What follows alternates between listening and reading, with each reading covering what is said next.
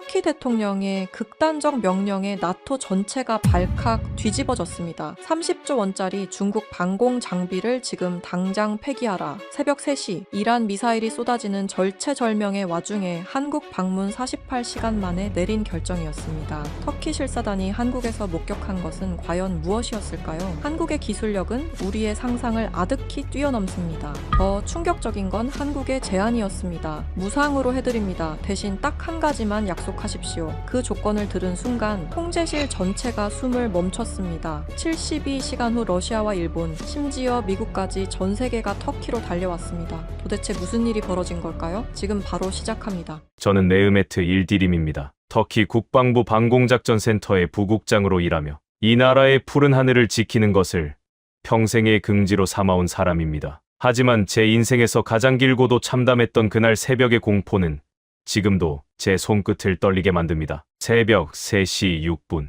앙카라 지하 깊숙이 자리한 작전 통제실의 고요를 깨뜨린 것은 비명과도 같은 적색 경보음이었습니다. 부국장님, 이란 국경 방면에서 대규모 발사 궤적 포착되었습니다. 방공 분석관 제이넵의 목소리는 평소의 침착함을 완전히 잃고 갈라져 있었습니다. 저는 모니터 앞으로 뛰어갔습니다. 화면에는 수십 개의 붉은 점들이 거대한 파도처럼 우리 국경을 향해 덮쳐오고 있었습니다. 중동의 화약고가 결국 터져버린 것입니다. 미국과 이스라엘의 선제 공습에 분노한 이란이 주변국들을 향해 무차별적인 보복을 시작한 것이었습니다. 발사체 종류 식별에 그리고 즉시 나토 사령부의 교전 승인 요청에 탄도미사일과 자폭 드론 혼합 편성입니다. 예상 도달 시간 10분 남았습니다. 심장이 터질 듯이 뛰었습니다. 하지만 저에게는 믿는 구석이 있었습니다. 지난 3년간 중국이 전략적 파트너십을 강조하며 무상으로 배치해준 HQ-22 방공 시스템이었습니다. 서방 국가들이 보안 문제를 이유로 거세게 반대했지만 우리 정부는 독자 외교의 상징이라며 남동부 국경 전역에 이 시스템을 깔았습니다. 30조 원에 달하는 장비를 단 한 푼의 대가 없이 제공했다는 사실에 국민들은 열광했었죠. HQ-22 전 포대 가동에 요격 미사일 준비, 제 명령과 동시에 오퍼레이터들의 손가락이 바쁘게 움직였습니다. 그런데 이상했습니다. 정상적이라면 초록색으로 빛나야 할 시스템 상태창이 기분 나쁜 오렌지색으로 전멸하기 시작했습니다. 뭐 하는 거야? 당장 가동 안 하고. 안 됩니다. 부국장님, 시스템이 반응하지 않습니다. 원격 인증 오류라고 뜹니다. 제이넵의 얼굴이 창백하게 질렸습니다. 있을 수 없는 일이었습니다. 이 시스템은 우리 군의 독립적인 망으로 운영되어야 했습니다. 저는 즉시 중국 기술지원단의 류아오밍 단장에게 긴급 전화를 걸었습니다. 화면에 나타난 류아오밍의 표정은 국가 비상사태라는 것이 믿기지 않을 정도로 평온했습니다. 류 단장, 지금 우리 시스템이 먹통이야. 당장 해결해. 이란 미사일이 오고 있단 말이야. 그는 천천히 안경을 치켜 올리며 입을 열었습니다. 메흐메트 부국장님, 진정하세요. 기술적 오류가 아닙니다. 베이징 본부에서 잠시 가동 승인을 보류한 것뿐입니다. 보류라고 지금 사람이 죽어나가게 생겼는데 무슨 소리를 하는 거야. 현재 이란과의 분쟁에 우리 장비가 사용되는 것은 중국의 국익에 부합하지 않습니다. 이란은 우리의 소중한 에너지 파트너니까요. 그의 목소리는 차갑고 단호했습니다. 저는 온몸의 피가 거꾸로 솟는 기분이었습니다. 이게 무슨 짓이야. 너희가 무상으로 제공한 장비잖아. 우리 주권이라고 오해하지 마십시오. 우리는 여전히 튀르키예의 친구입니다. 다만 친구라면 마땅히 예의를 지켜야죠. 지금 보내드리는 중국 튀르키예 전략 심화 협정 수정안에 서명하신다면 5초 안에 모든 시스템을 재가동해드리겠습니다. 협정서의 내용은 가히 충격적이었습니다. 향후 50년간 튀르키예 주요 항구의 운영권 양도, 그리고 나토 연합훈련 데이터의 실시간 공유. 이것은 원조가 아니라 나라를 통째로 팔라는 협박이었습니다. 전화를 끊자마자 제이넵이 제 소매를 붙잡고 모니터를 가리켰습니다. 부국장님, 이것 좀 보세요. 시스템 깊숙한 곳에 숨겨져 있던 코드입니다. 그녀가 보여준 화면에는 수만 줄의 데이터가 어디론가 끊임없이 흘러가고 있었습니다. 이게 뭐야? 백도어입니다. 지난 3년간 우리가 나토 동맹국들과 나눈 기밀 정보, 인지르르크 기지의 미군 움직임, 심지어 우리 군의 배치 현황까지 전부 실시간으로 베이징 서버로 전송되고 있었어요. 저는 머리를 한 대 얻어맞은 것 같았습니다. 공짜라는 이름에 덫에 걸려 우리는 지난 3년간 우리 안방을 적에게 통째로 보여주고 있었던 것입니다. 나토의 동남쪽 방패가 아니라 중국의 거대한 스파이 창구 노릇을 하고 있었던 셈이죠. 우리가 나토 동맹국들에게 무슨 짓을 한 거야? 제이넵의 목소리가 공포로 떨리고 있었습니다. 그때 다시 비상벨이 울렸습니다. 나토 패트리어트 포대가 1차 발사체들을 요격했다는 소식이었지만 더 큰 파도가 오고 있었습니다. 이란의 2차 공격. 이번에는 요격이 까다롭기로 소문난 신형 탄도미사일들이었습니다. 나토의 방공망만으로는 튀르키의 영토 전역을 지켜낼 수 없었습니다. 에르도안 대통령은 분노로 책상을 내리치며 결단을 내렸습니다. 중국 놈들의 손길이 닿은 모든 장비를 폐기한다. 하지만 어떻게 이 미사일들을 막아낼 것인가? 미국은 영공 개방을 요구하며 압박하고 러시아는 자기네 무기를 더 사라고 비웃고 있었습니다. 사면 초가의 상황 속에서 한 줄기 희망이 떠오른 것은 의외의 방향에서였습니다. 사실 에르도안 대통령은 이미 며칠 전부터 한 나라와 비밀리에 접촉을 시도하고 있었습니다. UAE에서 이란 미사일을 완벽하게 격추한 데이터가 국방부 내부 채널로 공유된 직후 대통령실은 독자적인 판단으로 그 나라에 긴급 협의를 요청했던 것입니다. 하지만 방공작전센터의 부국장인 저에게까지 그 사실이 전달된 것은 바로 이 순간이었습니다. 제이넵이 조심스럽게 한 장의 보고서를 내밀었습니다. 부국장님, 대통령실에서 방금 내려온 기밀 브리핑입니다. UAE에서 패트리어트도 놓친 신형 발사체를 단 한 발의 오차 없이 잡아낸 나라가 있습니다. 그리고 그 나라와 이미 긴급 협의가 시작되었다고 합니다. 저는 보고서에 적힌 국가의 이름을 보고 눈을 의심했습니다. 그곳은 서방의 거대 무기상들도 전통의 군사 강국도 아니었습니다. 하지만 그 나라의 이름이 나오는 순간 제 뇌리에는 잊고 있었던 오래된 전설 하나가 스치고 지나갔습니다. 우리가 가장 힘들 때 단 한 번도 우리를 배신하지 않았던 동쪽 끝의 나라. 저는 떨리는 손으로 전화기를 들었습니다. 이 선택이 튀르키예의 운명을 영원히 바꿀 것이라는 사실을 그때는 미처 다 알지 못한 채 말입니다. 통제실의 공기는 이제 산소가 부족한 것처럼 느껴질 정도로 무겁게 가라앉았습니다. 기계들이 내뿜는 열기와 수십 명의 대원들이 쏟아내는 거친 호흡이 뒤섞여 목을 죄어왔습니다. 모니터 속 류아오밍 단장의 미소는 그 어느 때보다 섬뜩했습니다. 그 미소 뒤에 숨겨진 것이 무엇인지 너무나 잘 알기에 제 주먹은 하얗게 질릴 정도로 꽉 쥐어져 있었습니다. 류 단장, 당신들이 말하는 친구의 정의가 이런 것입니까? 나라가 불타고 사람들이 죽어가는 상황에서 서명부터 하라니요. 이건 명백한 협박입니다. 제 목소리가 통제실 스피커를 통해 울려 퍼졌습니다. 류아오밍은 여유롭게 찻잔을 들어 올리며 대답했습니다. 메흐메트 부국장님, 세상에 공짜는 없다는 것을 누구보다 잘 아시는 분이 왜 이러십니까? 우리가 지난 3년간 당신들의 방공망을 구축하기 위해 쏟아부은 돈이 30조 원입니다. 그 어마어마한 자본과 기술을 아무 대가 없이 줬다고 생각하셨습니까? 우리는 자선단체가 아니라 국가입니다. 투자했으면 회수하는 것이 시장의 논리죠. 그의 말 한마디 한마디가 제 가슴에 대못처럼 박혔습니다. 30조 원. 우리 국민들은 그 숫자에 현혹되어 있었습니다. 동맹국인 미국이 패트리어트 미사일 판매를 두고 까다로운 조건을 내걸 때 중국은 웃으며 손을 내밀었습니다. 아무런 조건도 비용도 필요 없으니 그저 우리 장비를 써주기만 하라고 말이죠. 당시 우리 정부는 그것을 위대한 외교적 승리라고 자찬했습니다. 하지만 그 승리는 오늘 이 순간 우리 국민들의 목숨을 담보로 한 거대한 덫으로 변해 있었습니다. 전략 심화 협정. 이름은 그럴듯하군. 하지만 이건 우리 튀르키예의 손과 발을 다 묶겠다는 뜻 아닙니까? 저는 화면 옆에 띄워진 협정서 초안을 다시 훑었습니다. 그곳에는 차마 입에 담기조차 힘든 조항들이 빼곡했습니다. 지중해의 핵심 항구인 메르신 항의 운영권을 99년간 임대할 것. 마르마라의 주변의 통신 기지국에 대한 무제한 접근권을 허용할 것. 그리고 가장 치명적인 것. 나토의 모든 전술 데이터 링크에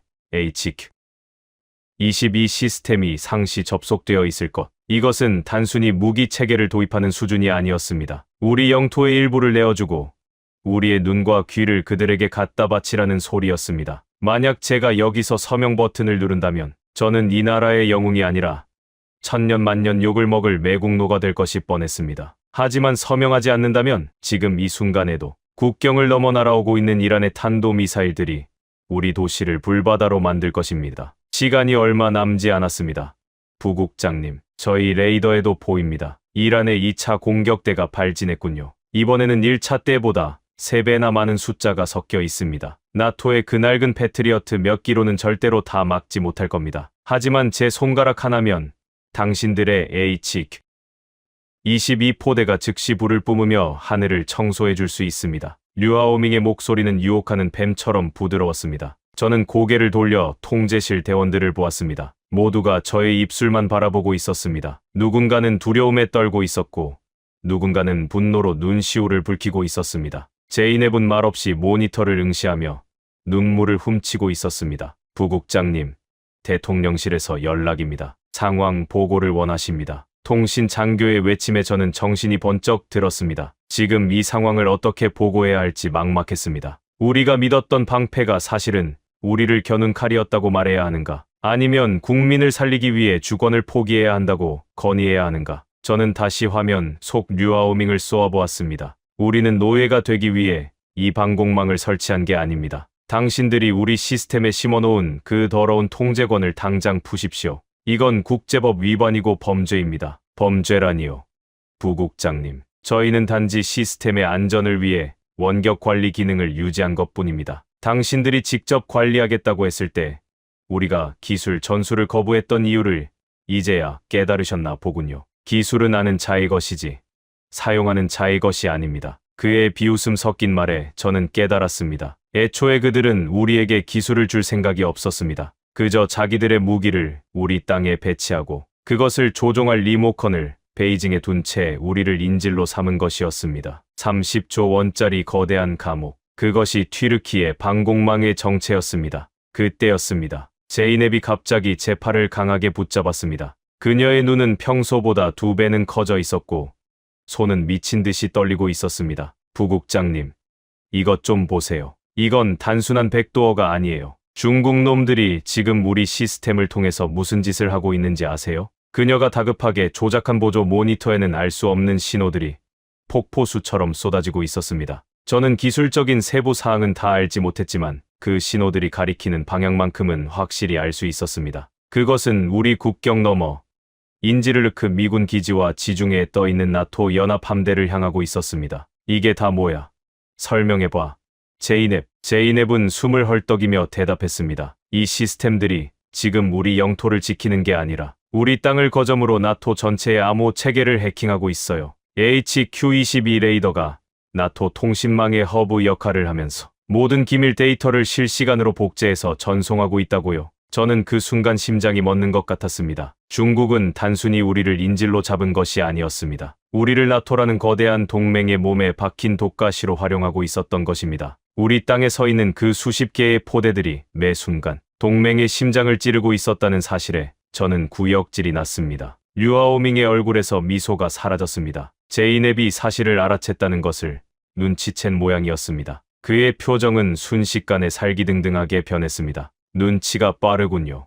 분석관. 하지만 알아봤자 뭘 할 수 있겠습니까? 당신들이 우리 시스템의 전원을 강제로 끄는 순간 그 반동으로 튀르키의 전체의 전력망과 통신망이 마비되도록 설계되어 있습니다. 우리는 이미 당신들의 국가 인프라 깊숙이 뿌리를 내렸거든요. 이제 협박은 노골적인 선전포고로 바뀌었습니다. 류아오밍은 시계를 보며 최후 통첩을 던졌습니다. 앞으로 5분 드립니다. 서명하시겠습니까?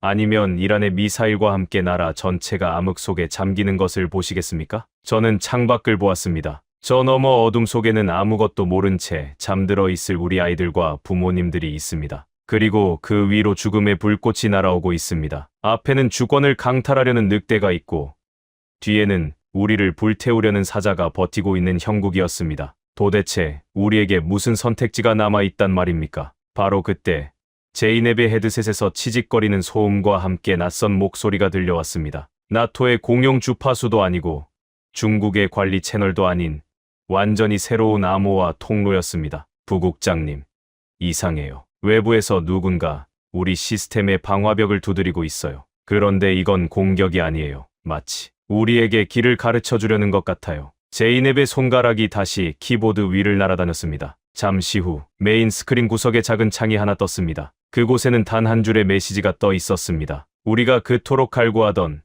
하지만 누구도 내밀어 주지 않았던 구원의 메시지였습니다. 모니터 구석에 떠오른 그 한 줄의 메시지는 마치 칠흑 같은 심해에서 발견한 한 줄기 빛과 같았습니다. 자존심을 잃지 않고 살아남고 싶으냐는 그 질문. 그것은 단순한 도움의 손길이 아니라 우리의 치부를 정확히 꿰뚫어보고 던지는 준엄한 꾸짖음처럼 느껴지기도 했습니다. 제이넵의 손가락이 멈췄고 통제실 안의 모든 시선이 그 작은 텍스트 창으로 쏠렸습니다. 이게 어디서 온 신호야? 류하오밍의 함정인가? 제가 묻자 제이넵은 고개를 가로저으며 미친 듯이 소스 코드를 분석하기 시작했습니다. 아니에요, 부국장님. 이건 중국의 망을 타고 들어온 게 아니에요. 위성통신망의 빈틈을 파고들어서 우리 시스템의 바이오스 계층으로 직접 들어왔어요. 중국의 백도어조차 인지하지 못하는 초고난도의 캡슐화 통신이에요. 발신지는 보안 처리되어 있지만 이 암호화 방식은 제가 한 번도 본 적 없는 아주 정교한 형태입니다. 화면 속 류하오밍의 얼굴이 일그러졌습니다. 그는 자기가 장악했다고 믿었던 시스템에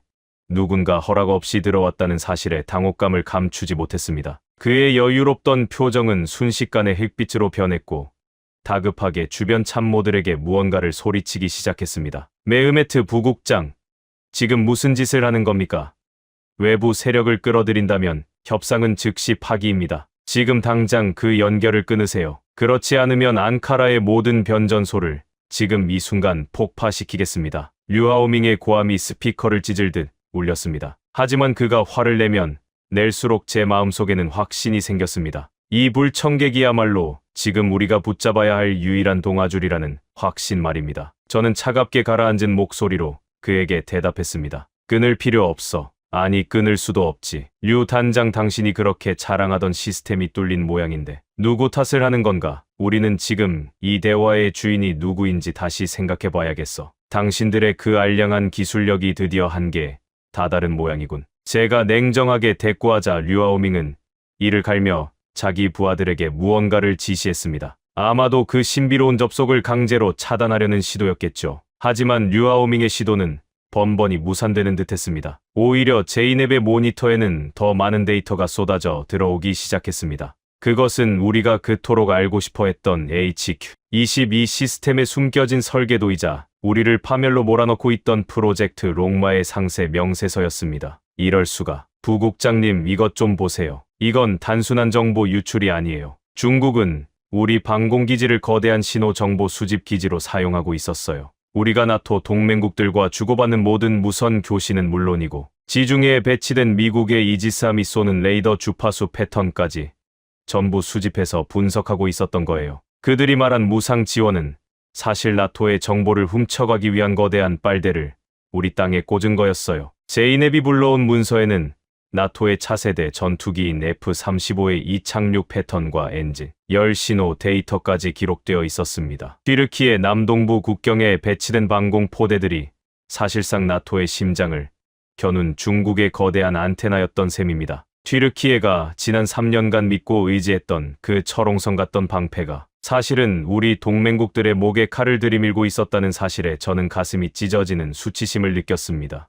더 충격적인 건 여기 있어요. 이들이 심어놓은 킬 스위치는 이란의 미사일을 막지 못하게 하는 것만이 목적이 아니었어요. 만약 우리가 강제로 시스템을 복구하려고 시도하거나 외부의 도움을 받으려 하면 전국에 설치된 중국제 가스 밸브와 전력 제어 장치의 과부하를 걸어서 대규모 폭발을 일으키도록 설계되어 있어요. 말 그대로 이 나라 전체를 언제든 터뜨릴 수 있는 화약고로 만들어 놓은 거예요. 심지어 병원 응급실의 산소 공급 장치 제어권까지 그들이 쥐고 있었어요. 제이넵의 목소리는 분노와 슬픔으로 떨리고 있었습니다. 그녀의 설명이 이어질수록 통제실 안은 무거운 침묵에 잠겼습니다. 우리는 30조 원이라는 돈에 눈이 멀어 독사를 품속에 키우고 있었던 것입니다. 중국은 우리에게 무기를 준 것이 아니라 우리의 영토를 자기들의 실험실이자 정보기지로 침탈한 것이었습니다. 화면 속 류하오밍은 이제 본색을 완전히 드러냈습니다.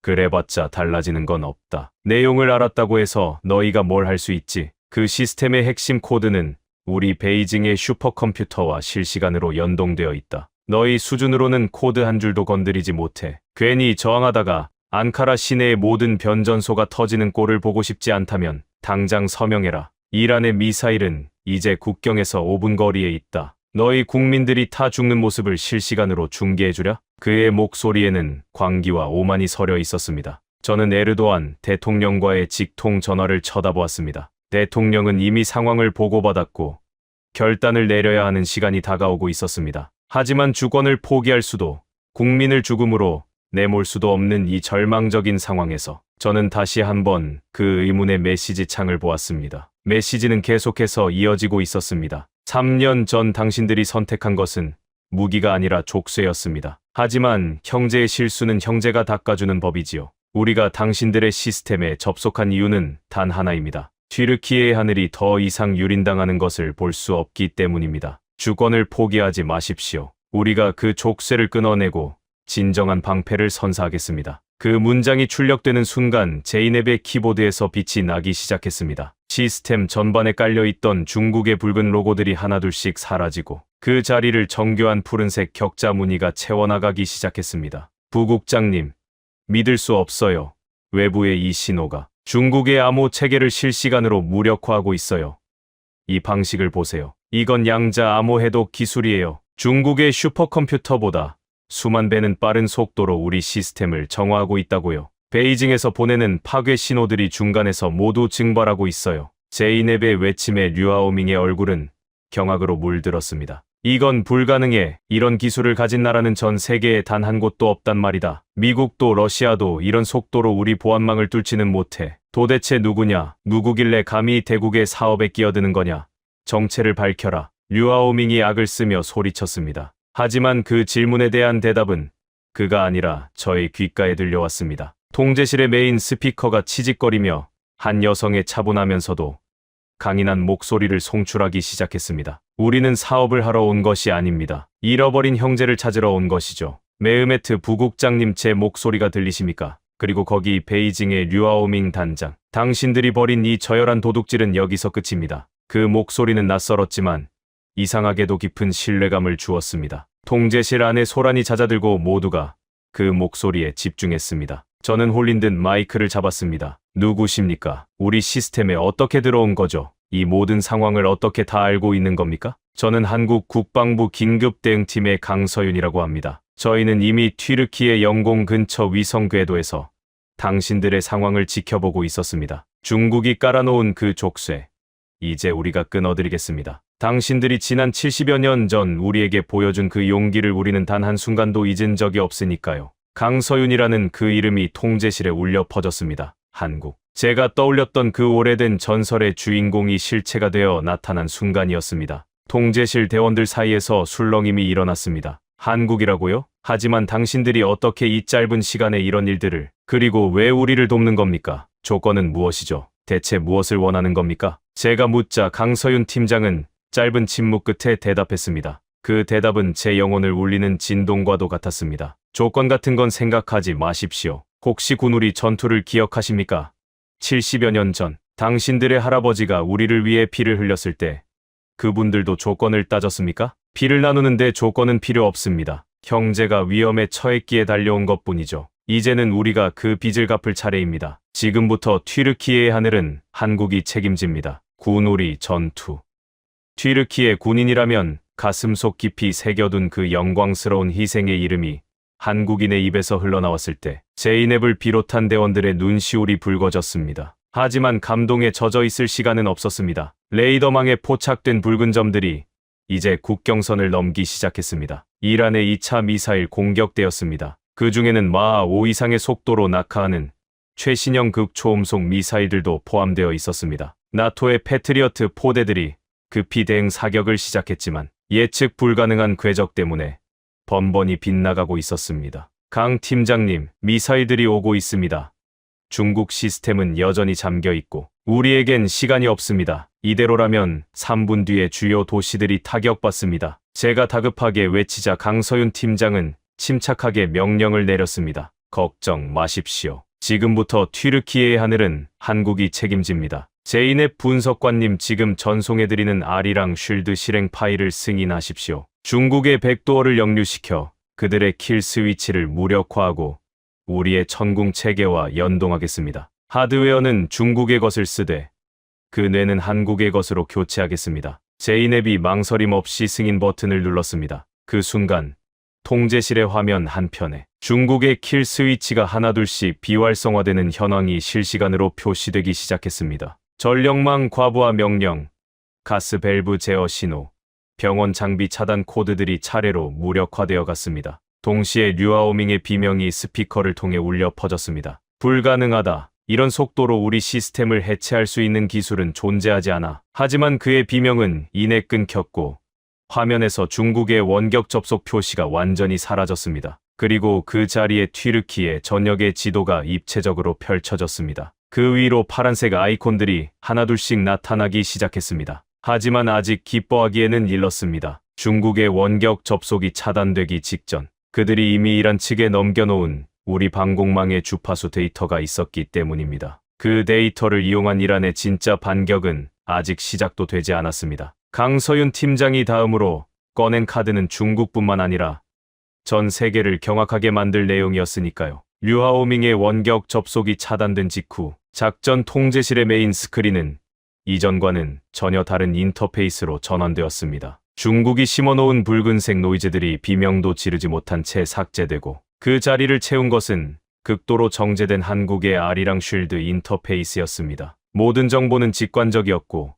반응 속도는 우리가 이전에 경험했던 HQ-22 시스템과는 비교조차 할 수 없을 정도로 빨랐습니다. 말도 안 돼. 부국장님, 이 시스템 좀 보세요. 서버 부하가 거의 제로에 가까워요. 중국 놈들이 수만 대의 컴퓨터를 동원해도 풀지 못했던 연산들을 이 프로그램은 단 몇 초 만에 처리하고 있어요. 이게 어떻게 가능한 거죠? 제이넵이 경탄 섞인 목소리로 외쳤습니다. 그녀의 손가락은 마치 마법에 홀린 듯 키보드 위를 춤추며 한국에서 전송해온 데이터들을 분석해 나갔습니다. 화면 속 강서윤 팀장의 목소리가 다시 들려왔습니다. 이번에는 아까보다 훨씬 더 가까운 곳에서 들리는 것처럼 선명했습니다. 제이넵 분석관님, 너무 놀라지 마십시오. 이것이 대한민국이 독자적으로 개발한 기반 통합 방공 체계인 아리랑 쉴드입니다. 중국의 시스템은 하드웨어를 과시하기 위해 소프트웨어를 비대하게 만들었지만 우리는 최소한의 데이터로 최대의 결과를 뽑아내는 최적화에 집중했습니다. 지금 이 순간에도 우리 팀의 엔지니어들이 튀르키의 남동부 국경지대에 도착하고 있습니다. 강 팀장의 말이 끝나기도 전에 상황판에 새로운 파란색 아이콘들이 나타났습니다. 국경 인근의 비밀 군사 기지들로 급파된 수송기들이 포착된 것이었습니다. 나토 사령부조차 알지 못했던 은밀하고도 신속한 이동이었습니다. 아니, 강 팀장님, 언제 수송기들을 보낸 겁니까? 우리 영공은 지금 이란의 미사일 위협 때문에 폐쇄된 상태인데 어떻게? 제 질문에 강서윤 팀장은 가벼운 웃음을 섞어 대답했습니다. 튀르키예 정부와 한국 정부는 이미 48시간 전부터 대통령실 직통 비밀 채널로 소통하고 있었습니다. 부국장님께서 보고서를 받으신 것도 그 협의의 결과입니다. 우리는 중국의 감시망을 피하기 위해 적외도 스텔스 수송 방식을 택했습니다. 지금 여러분의 기지에 내리고 있는 것은 대한민국이 자랑하는 중거리 지대공 미사일 천궁2입니다. 그리고 우리 엔지니어들은 수송기 착륙 즉시 급속 전개 훈련대로 포대 설치를 시작했습니다. 지금 이 순간에도 최종 점검이 진행 중입니다. 천궁2, UAE에서 이미 그 성능을 입증하며 전 세계 방산 시장을 뒤흔들었던 그 무기가 지금 우리 땅에 발을 내디뎠다는 소리에 저는 전율했습니다. 패트리어트보다 작고 가벼우면서도 요격률은 훨씬 높으며 무엇보다 어떤 환경에서도 즉각적인 가동이 가능하다는 그 전설적인 방패가 말입니다. 그때였습니다. 화면 한쪽에서 다시 적색 경보가 울렸습니다. 이란의 2차 공격대가 우리 국경을 넘어서기 시작한 것입니다. 이번에는 단순한 드론이 아니었습니다. 마하 6의 속도로 낙하하며 궤도를 자유자재로 바꾸는 최신형 극초음속 미사일 3발이 섞여 있었습니다. 부국장님, 2차 공격대 진입했습니다. 나토 패트리어트 포대가 조준을 시도하지만 극초음속 미사일의 궤적을 잡지 못하고 있어요. 이대로라면 5분 뒤에 아다나 시내가 타격권에 들어옵니다. 제이넵의 보고에 제 가슴은 다시 타들어 가기 시작했습니다. 하지만 강서윤 팀장의 목소리는 여전히 흔들림이 없었습니다. 메흐메트 부국장님, 제 목소리를 들으세요. 지금 당장 HQ-22의 모든 레이더, 권한을 아리랑 쉴드에 위임하십시오. 하드웨어는 중국의 것을 쓰되 그 두뇌는 한국의 것으로 교체하는 작업이 이미 진행 중입니다. 그게 가능합니까? 류하오밍이 강제로 건드리면 전력망이 터진다고 협박했는데 킬 스위치는 이미 무력화되었습니다. 아까 승인하신 아리랑 쉴드가 중국의 백도어를 역류시켜서 그들이 설치한 모든 파괴 장치를 비활성화했습니다. 이제 안심하셔도 됩니다. 제이넵 분석관님, 연동 패치를 실행하세요. 3, 2, 1, 실행. 제이넵이 떨리는 손으로 엔터 키를 눌렀습니다. 그 순간 통제실의 화면에는 믿을 수 없는 수치들이 나열되었습니다. HQ-22의 레이더가 한국의 AI와 연동되면서 성능이 폭발적으로 향상되기 시작한 것입니다. 성공이에요. 부국장님, 이제 HQ-22의 레이더가 완전히 우리 통제하에 들어왔습니다. 아니, 이건 단순한 복구가 아니에요. 한국의 AI가 우리 레이더의 성능을 강제로 끌어올리고 있어요. 탐지거리가 2배 이상 늘어났습니다. 제이넵의 감탄사 뒤로 강서윤 팀장의 명령이 이어졌습니다. 좋습니다. 이제 천궁2 포대와 연동합니다. 튀르키예의 레이더가 눈이 되고 한국의 미사일이 주먹이 될 것입니다. 이란의 극초음속 미사일 궤적 추적 시작합니다. 8초 뒤에 최종 요격 지점이 산출될 겁니다. 통제실 안의 모든 대원이 숨을 죽이고 화면을 주시했습니다. 마하6으로 날아오는 죽음의 신호들이 화면 위에 붉은 선을 그리며 다가오고 있었습니다. 나토의 패트리어트 시스템이 계산하지 못한 그 변칙적인 궤도를 한국의 아리랑 쉴드는 마치 미래를 예언하듯 점선으로 미리 그려내고 있었습니다. 요격 지점 확정. 천궁2 1번 포대부터 4번 포대까지 발사 대기. 메흐메트 부국장님, 발사 승인을 내리십시오. 이것은 당신들의 하늘이고 당신들의 명령으로 지켜져야 합니다. 강서윤 팀장은 저에게 마지막 영광을 양보했습니다. 저는 떨리는 목소리로 마이크를 잡았습니다. 대한민국 천궁2 그리고 튀르키예 방공대원들에게 알린다. 우리를 배신한 가짜 방패를 버리고 이제 진정한 형제의 칼을 뽑는다. 모든 표적에 대해 발사를 승인한다. 지금 당장 우리 하늘을 더럽히는 저 불꽃들을 제거하라. 제 말이 끝나기가 무섭게 튀르키예 남동부 국경지대에서 거대한 불꽃들이 솟구쳐 올랐습니다. 수직으로 발사된 천궁2 미사일들은 공중에서 방향을 틀어 이란의 미사일들을 향해 맹렬하게 돌진했습니다. 그 속도는 마치 분노한 독수리가 사냥감을 낚아채는 것처럼 빠르고 정확했습니다. 하는 소리가 이곳 앙카라까지 들리는 듯한 착각이 들 정도로 화면 속에서는 거대한 폭발이 연이어 일어났습니다. 나토의 장비들이 단 한 발도 맞추지 못했던 그 악명 높은 미사일들이 한국의 기술 앞에서 맥없이 분해되어 사라졌습니다. 전략 요격 성공, 단 한 발의 예외도 없습니다. 아다나 시내로 향하던 탄도미사일들도 모두 공중에서 파괴되었습니다. 통제실 안은 환호성으로 가득 찼습니다. 대원들은 서로를 껴안으며 눈물을 흘렸고 제이넵은 모니터 앞에 주저앉아 기쁨의 미소를 지었습니다. 하지만 저는 아직 안심할 수 없었습니다. 중국이 차단되기 직전 이란에 넘긴 우리 방공망의 주파수 데이터가 아직 남아 있었기 때문입니다. 그 데이터를 활용한 이란의 진짜 반격은 이제부터가 시작이었습니다. 강 팀장님, 정말 감사합니다. 하지만 중국이 가만히 있을까요? 그들이 차단되기 전에 이란에 넘긴 데이터가 분명히 있을 겁니다. 제 걱정에 강서윤 팀장은 화면을 통해 저를 똑바로 응시하며 말했습니다. 그녀의 눈빛 속에는 단순한 기술자의 자신감을 넘어선 더 깊은 무언가가 담겨 있었습니다. 중국이 보복을 결심하기도 전에 우리는 그들이 전 세계를 상대로 벌여온 이 파렴치한 사기극의 실체를 모두 공개할 겁니다. 그리고 부국장님, 제가 1400년 전의 약속이라고 말씀드렸던 것 기억하시죠? 그게 왜 오늘 이 시점에 다시 살아나야 했는지 그 진짜 이유를 이제 아시게 될 겁니다. 그녀가 보여준 새로운 파일의 제목을 본 순간 저의 심장은 요격 성공 때보다 더 크게 동요했습니다. 그것은 군사적인 정보를 넘어 우리 민족의 뿌리와 자부심을 뒤흔드는 거대한 역사적 진실을 담고 있었기 때문입니다. 요격 성공의 여운이 가시지 않은 작전 통제실은 기묘한 정적에 휩싸였습니다. 방금 전까지 죽음의 공포가 지배하던 공간이라고는 믿기지 않을 만큼 평화로운 정적이었습니다. 하지만 그 정적은 안도감이 아니라 우리가 방금 목격한 그 압도적인 기술의 실체에 대한 경외심에서 비롯된 것이었습니다. 제이넵은 여전히 모니터 앞에 멍하니 앉아 화면에 남은 파란색 궤적들을 바라보고 있었습니다. 부국장님, 이건 단순한 요격이 아니에요. 천궁2 미사일이 발사되고 목표물에 닿기까지의 모든 과정이 마치 하나의 정교한 알고리즘처럼 완벽했어요. 단 한 치의 오차도, 단 한순간의 망설임도 없는 기계적인 완벽함. 그런데 그 안에 흐르는 논리는 차가운 기계의 것이 아니라 마치 소중한 것을 지키려는 인간의 의지처럼 느껴져요. 제이넵의 말에 저는 고개를 끄덕였습니다. 저 역시 같은 것을 느꼈기 때문입니다. 중국의 시스템이 우리를 감시하고 억압하려 했다면 한국의 아리랑 쉴드는 우리를 감싸 안고 보호하려 했습니다.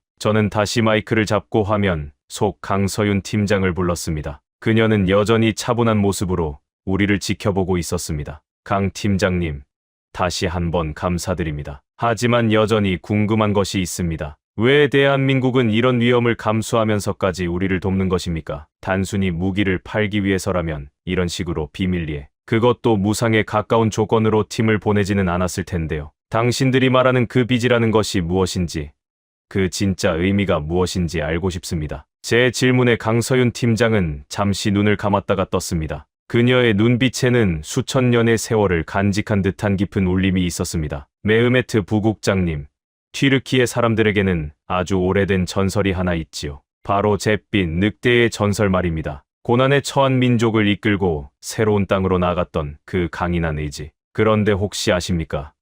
그 늑대가 동쪽으로 달렸을 때 그곳에서 기다리고 있던 또 다른 존재가 있었다는 사실을요. 바로 태양의 새, 삼조고였습니다. 그녀의 입에서 나온 낯선 이름의 통제실 대원들이 술렁였습니다. 하지만 강 팀장은 이야기를 멈추지 않았습니다. 7세기경, 당나라라는 거대한 제국이 아시아의 패권을 장악하려 했을 때 서쪽의 돌궐과 동쪽의 고구려는 서로 손을 잡았습니다. 만 리가 넘는 거리를 두고 있었지만 두 민족은 서로가 형제임을 본능적으로 알았습니다. 한쪽이 공격받으면 다른 쪽이 배후를 치며 거대 제국에 맞섰죠. 그것이 바로 1400년 전 우리 조상들이 맺었던 연대입니다. 당신들의 조상인 돌궐과 우리 조상인 고구려는 그렇게 한 하늘 아래에서 형제로 살았습니다. 그녀의 목소리에는 묘한 힘이 실려 있었습니다. 통제실 벽면에 걸린 튀르키예 국기의 초승달이 마치 그때의 약속을 기억하고 있는 것처럼 보였습니다. 세월이 흘러 70여 년 전 우리가 북한의 침략으로 벼랑 끝에 몰렸을 때 당신들은 주저하지 않고 달려왔습니다. 이름도 모르는 나라, 지도에서도 찾기 힘든 그 작은 땅을 지키기 위해 튀르키예는 가장 먼저,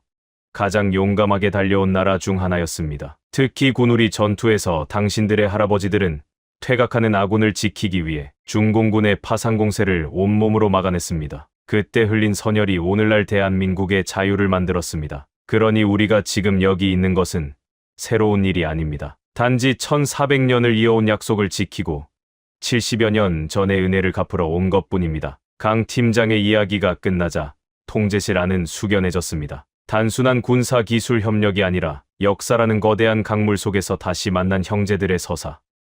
제이넵의 눈가에는 어느새 눈물이 맺혀 있었습니다. 우리를 도구로 보았던 중국과는 너무나도 다른 진심 어린 존중과 애정이 담긴 목소리였습니다. 우리는 당신들에게 조건부 원조를 하지 않습니다. 주권을 내놓으라고 협박하지도 않습니다. 다만 한 가지만 부탁드리고 싶습니다. 이 위기가 끝나고 튀르키예가 다시 강해졌을 때 그때 만약 또 다른 누군가가 억울한 침략을 당하거나 기술의 노예가 될 위기에 처한다면 그때는 당신들이 지금의 우리처럼 손을 내밀어 주십시오. 그것이 우리가 바라는 유일한 대가입니다. 강서윤 팀장의 말은 제 심장을 고동치게 했습니다. 기술을 무기로 휘두르는 것이 아니라 기술을 나눔으로써 더 큰 자유를 만드는 것. 그것이 바로 대한민국의 품격이었습니다. 하지만 감동의 순간도 잠시 제이넵이 갑자기 비명을 지르며 화면을 가리켰습니다. 아리랑 쉴드가 중국의 백도어를 장악했던 그 데이터. 통로에서 숨겨져 있던 극비 문서들이 하나둘씩 해독되어 나타나기 시작한 것입니다. 그 문서들의 제목은 우리를 다시 한번 경악하게 만들었습니다. 부국장님,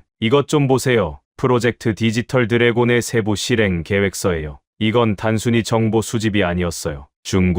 중국은 우리 튀르키예의 정체성 자체를 지우려 하고 있었어요. 제이넵이 불러온 문서에는 믿기 힘든 내용들이 적혀 있었습니다. 디지털 실크로드라는 명분 아래 튀르키예의 교과서 시스템을 개편하여 고대 돌궐의 역사를 중화 문명의 하위 문화로 편입시키는 계획, 유전자 정보를 분석하여 특정 성향의 인물들을 걸러내는 알고리즘, 심지어는 국가 비상사태 시 튀르키예의 모든 미사일을 아군인 나토군을 향해 발사하게 만드는 반전 명령 코드까지 심어져 있었습니다. 이럴 수가. 그들은 우리를 지켜주는 척하면서 우리의 손에 우리 형제를 죽일 칼을 쥐어주고 있었던 거야. 저는 분노로 몸을 떨었습니다. 중국이 무상 지원이라는 이름으로 베푼 친절은 사실 튀르키예라는 국가를 완벽하게 분해하고 재조립하여 자기들의 부속품으로 만들려는 거대한 음모였습니다. 강서윤 팀장의 표정도 굳어졌습니다. 그녀 역시 이 정도의 진실이 숨겨져 있을 줄은 몰랐던 모양입니다. 메흐메트 부국장님, 이제 시간이 없습니다. 중국이 자신들의 음모가 드러났다는 것을 눈치채면 어떤 극단적인 행동을 할지 모릅니다. 지금 당장 이 모든 증거를 전 세계에 공개해야 합니다. 동시에 이란의 3차 공격이 예상보다 훨씬 큰 규모로 준비되고 있다는 징후가 포착되었습니다. 이번에는 단순한 미사일이 아닙니다. 중국이 차단 직전에 이란 측에 넘긴 우리 방공망의 주파수 데이터를 활용한 변치, 궤도 발사체들이 대거 포함되어 있습니다. 강 팀장의 말이 끝나기가 무섭게 다시 한번 적색 경보가 통제실을 가득 메웠습니다. 레이더 화면 가득 붉은 점들이 나타났습니다. 이전과는 비교도 할 수 없는 숫자, 수백 발의 미사일과 드론이 튀르키예 영공을 뒤덮기 위해 몰려오고 있었습니다. 부국장님, 이란의 전면적인 공세입니다. 중국이 차단 직전에 넘긴 주파수 데이터를 이용해서 우리 레이더에 맞춤형 재밍을 걸고 있어요. 아리랑 쉴드가 연동한 레이더의 기존 주파수 대역이 교란되고 있습니다. 제이넵의 다급한 외침과 함께 화면이 거칠게 흔들렸습니다. 이란은 중국이 사전에 빼돌린 데이터를 기반으로 현재 아리랑 쉴드가 사용하는 레이더 주파수의 취약점을 정확히 노리고 있었습니다. 아무리 한국의 기술이 뛰어나더라도 적이 이미 레이더의 작동 패턴을 알고 있다면 지상 기반 탐지만으로는 한계가 있었습니다. 강 팀장님, 레이더 재밍 때문에 표적 추적이 불안정해지고 있습니다. 천궁이 목표물을 정확히 잡을 수가 없어요. 절체절명의 순간, 강서윤 팀장이 결연한 목소리로 명령을 내렸습니다. 걱정 마십시오. 레이더가 가려졌다면 다른 눈으로 보면 됩니다. 지금부터 아리랑 쉴드의 최종 단계를 가동합니다. 제이넵 분석관님, 한국의 정찰 위성과 튀르키예의 지상 포대를 직접 연결하는 데이터 링크를 승인하세요. 위성은 재밍에 영향을 받지 않습니다. 우리가 직접 하늘 위에서 적의 좌표를 꽂아드리겠습니다. 통제실의 모든 장비가 터질 듯이 돌아가기 시작했습니다. 그리고 그 순간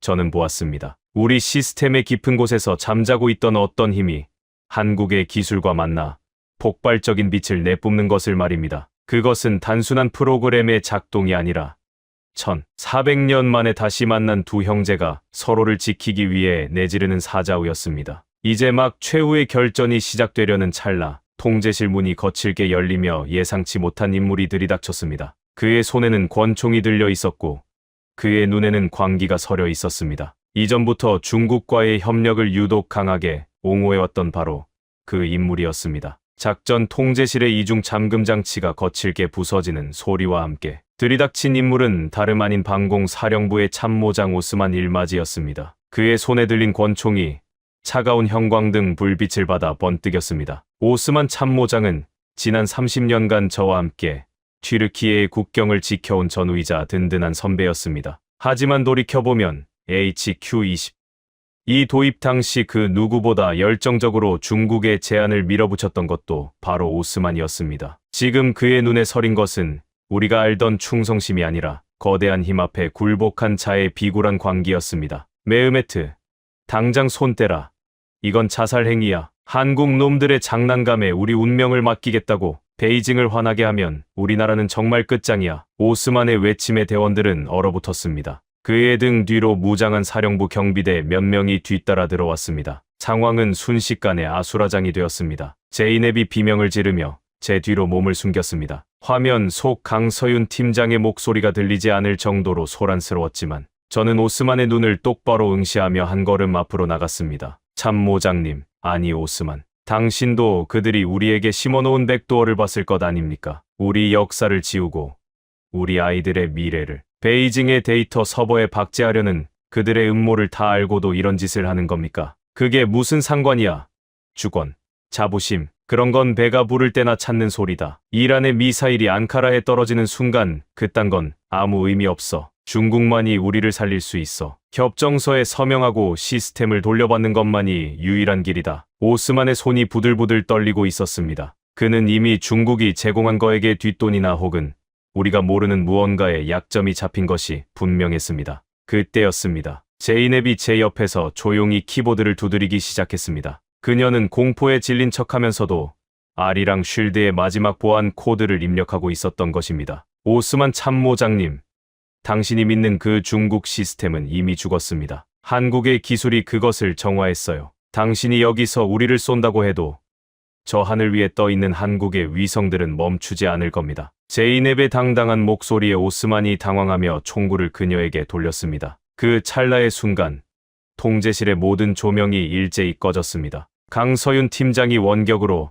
통제실의 전력을 차단한 것이었습니다. 어둠 속에서 보안 요원들과 오스만 일행 사이에 짧은 격투 소리가 들렸고 잠시 후 다시 조명이 들어왔을 때 오스만은 바닥에 제압당해 있었습니다. 메흐메트 부국장님, 괜찮으십니까? 시간이 없습니다.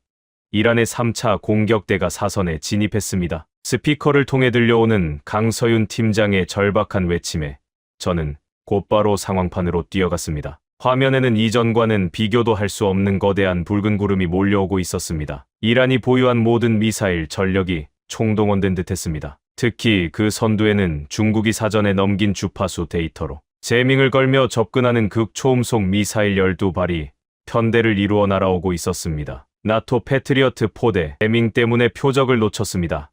이스라엘 영공을 우회하는 변칙. 궤도입니다. 지상 레이더 기반으로는 요격 불가능합니다. 제이넵의 절망적인 보고가 이어졌습니다. 이제 튀르키예의 하늘은 지상 레이더만으로는 더 이상 지켜낼 수 없는 상황이었습니다. 앙카라와 이스탄불, 수백만 명의 목숨이 경각에 달려 있었습니다. 강 팀장님, 아까 말씀하신 위성 연동, 지금 당장 써야 합니다. 지상 레이더가 제밍에 걸렸어요. 제가 비명 섞인 요청을 보내자 강서윤 팀장의 목소리가 천둥처럼 통제실을 울렸습니다. 지금부터 아리랑 쉴드 제2단계 가동합니다. 제밍을 받고 있는 지상 레이더 대신 대한민국의 초저궤도 군사위성 7기를 직접 연동합니다. 위성 궤도에서는 제밍이 통하지 않습니다. 우리가 하늘 위에서 내려다보고 좌표를 꽂겠습니다. 제이넵 분석관님, 데이터 링크 오픈하세요. 그 순간 메인 스크린의 우주에서 바라본 튀르키예의 모습이 펼쳐졌습니다. 구름 위에서 내려다보는 시야는 지상의 레이더와는 차원이 달랐습니다. 짙은 제밍의 안개를 뚫고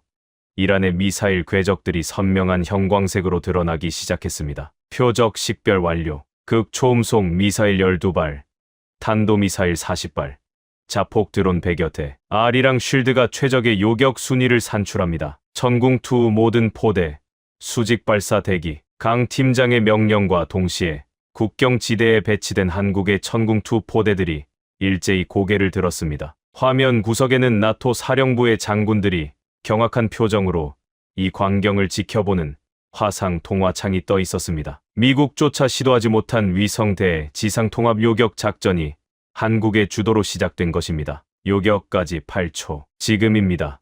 발사. 저의 외침과 함께 튀르키예의 대지가 흔들렸습니다. 수십 발의 천궁2 미사일이 밤하늘을 가르며 솟구쳐 올랐습니다. 그것은 단순한 무기가 아니라 70여 년 전 우리를 지켜준 형제들에게 보내는 보답의 불꽃이었습니다. 마하6으로 날아오는 이란의 미사일들이 뱀처럼 궤적을 꼬며 회피 기동을 시도했습니다. 하지만 한국의 AI는 위성의 눈으로 그 모든 변수를 실시간으로 계산하고 있었습니다. 8초. 누군가에게는 눈 한 번 깜빡일 짧은 시간이었지만 우리에게는 영원과도 같은 시간이었습니다. 첫 번째 폭발이 하늘에서 일어났습니다. 이어지는 두 번째, 세 번째, 그리고 12번째까지 나토의 패트리어트가 단 한 발도 맞추지 못했던 극초음속 미사일들이 한국의 천궁2와 충돌하며 밤하늘을 수놓는 거대한 불꽃놀이로 변했습니다. 전략 요격 12발 모두 파괴되었습니다. 후속 탄도미사일들도 천궁의 사거리 내로 진입했습니다. 요격률 100%. 제이넵이 환호성을 지르며 자리에서 일어났습니다. 통제실의 모든 대원이 박수를 치며 서로를 껴안았습니다. 화면 너머 나토의 사령관들은 입을 다물지 못한 채 굳어 있었습니다. 그들은 보았습니다. 수십조 원을 들인 중국의 시스템이 배신하고 최강이라 자부하던 서방의 무기들이 무력화될 때 오직 한국의 기술만이 형제의 하늘을 완벽하게 지켜내는 그 기적 같은 순간을 말입니다. 하늘을 뒤덮었던 붉은 점들이 모두 사라지고 다시 푸른색 평화가 찾아왔습니다. 하지만 저는 알고 있었습니다. 이 요격 성공은 시작일 뿐이라는 것을요. 중국은 이제 자신들의 치명적인 비밀을 전 세계에 폭로당할 위기에 처했고 우리는 그들의 추악한 실체를 만천하에 알릴 준비를 마쳤습니다. 강서윤 팀장이 화면 속에서 살며시 미소를 지었습니다. 하지만 그녀의 눈빛은 곧 다시 매섭게 빛났습니다. 그녀가 전송해온 마지막 데이터 꾸러미에는 중국이 절대로 세상에 나오지 말았어야 할 전 인류를 위협하는 거대한 음모의 증거들이 담겨 있었기 때문입니다. 이제 우리가 단순히 방어하는 것을 넘어 전 세계의 자유를 위해 반격할 시간이 다가오고 있었습니다. 다음 날 아침,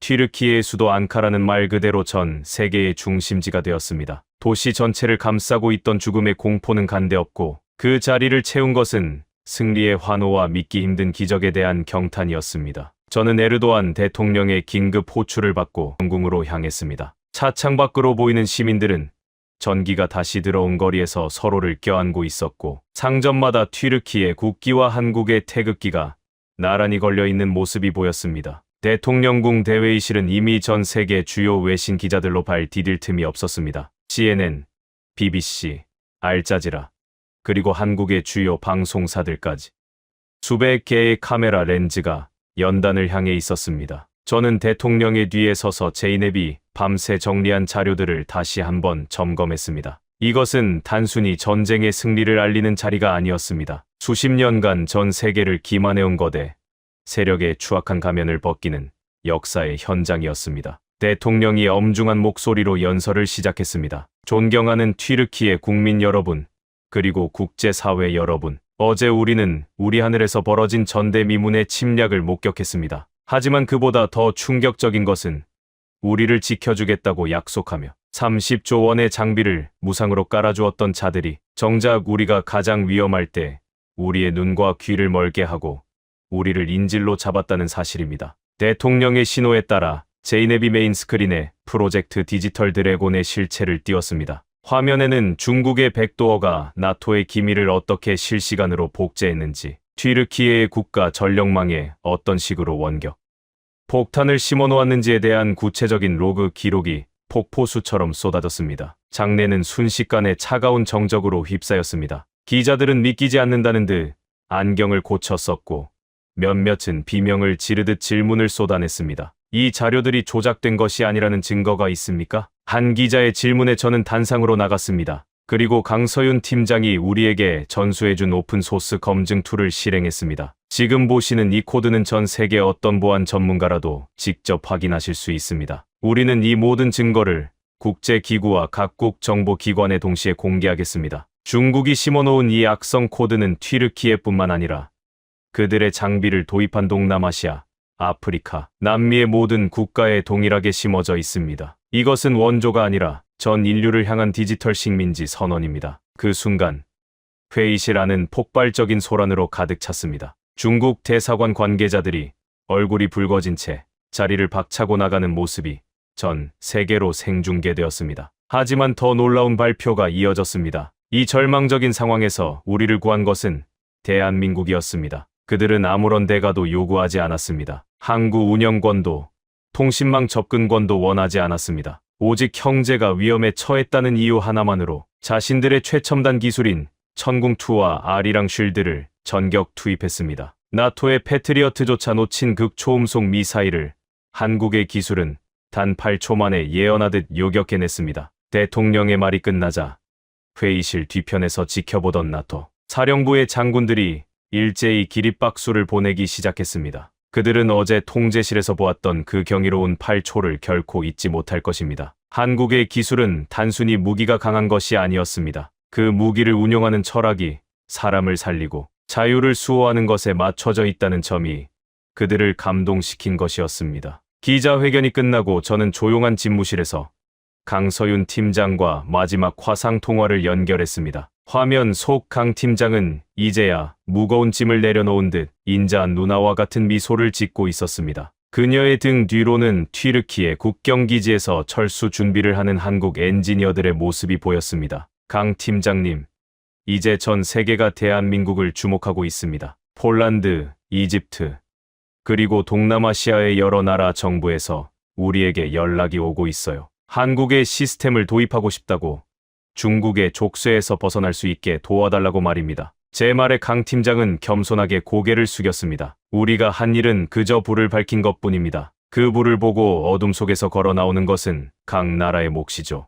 메흐메트 부국장님, 이제 튀르키예는 새로운 실크로드의 중심이 될 것입니다. 독점이 아닌 공유의 길, 지배가 아닌 협력의 길 말입니다. 강 팀장님, 당신이 말한 1400년 전의 약속, 이제야 그 의미를 온전히 이해할 것 같습니다. 우리는 단순히 피를 나눈 형제가 아니라 같은 가치를 공유하는 영혼의 동반자였군요. 대한민국이 없었다면 튀르키예의 역사는 어제부로 멈췄을 겁니다. 아닙니다. 부국장님과 튀르키예 대원들의 용기가 없었다면 우리 기술도 힘을 쓰지 못했을 거예요. 형제는 서로를 비추는 거울이니까요. 저희는 이제 돌아갑니다. 하지만 걱정 마십시오. 아리랑 쉴드의 핵심 소스 코드는 튀르키예 엔지니어들에게 모두 전수했습니다. 이제 여러분의 하늘은 여러분의 손으로 직접 지키는 것입니다. 그것이 진정한 기술 이전이었습니다. 중국처럼 사용법만 가르쳐주고 열쇠를 숨기는 것이 아니라 열쇠를 만드는 법 자체를 가르쳐주고 떠나는 것.